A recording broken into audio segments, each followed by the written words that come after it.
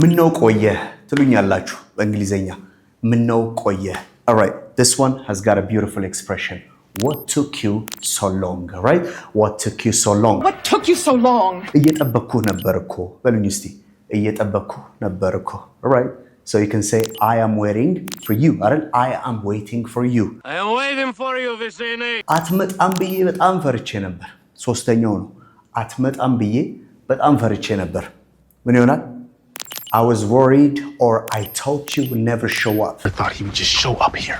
I thought you would never show up. Okay?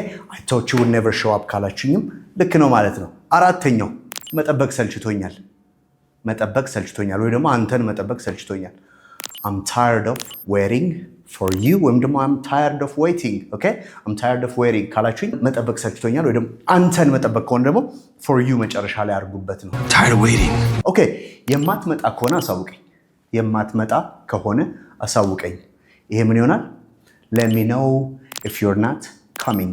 Let me know if you are not coming. Okay? እነዚህን አምስቱን ካወቃችሁ you're good. So ቀጥሎ የእናንተ አሳይመንት አለ. እየመጣው ነው. ደርሻለሁ ትላላችሁ አይደል? Say it in English. Comment section ላይ አስቀምጡልኝ. Thank you very much. We'll see you next time.